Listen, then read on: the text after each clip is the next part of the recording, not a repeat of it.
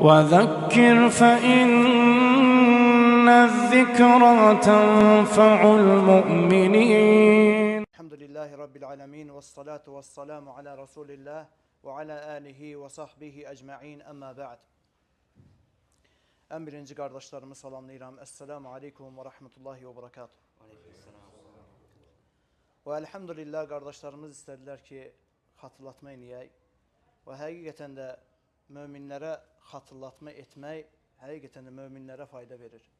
Necə ki Uca Allah öz kəlamında buyurur ki فَذَّكِّرْ hatırlat فَاِنَّ الذِّكْرَ تَنْفَعُ الْمُؤْمِنِينَ Həqiqətən də hatırlatmaq möminlərə fayda verir.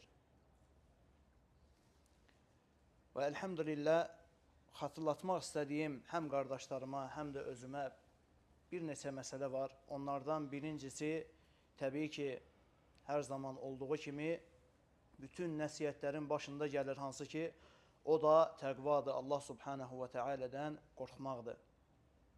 Çünki Allah subhanahu və teala'dən qorxmaq bütün xeyirlərin açarıdır, bütün xeyirlərin başıdır, əvvəlidir.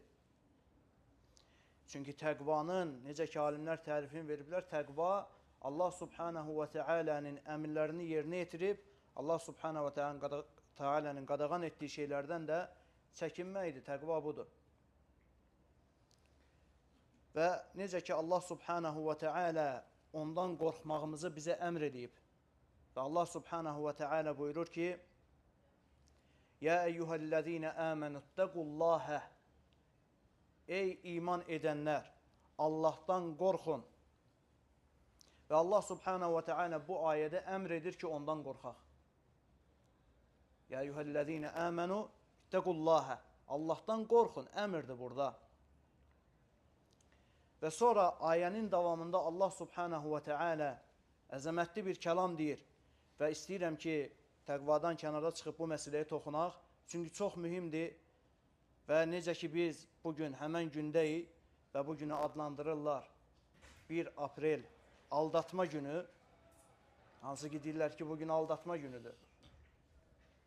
Subhanallah, təəssüf edirik ki, bəzi müsəlmanlar, bəzi möminlər də kafirlərin qoyduğu bu sünnəyə düçar olublar, düşüblər.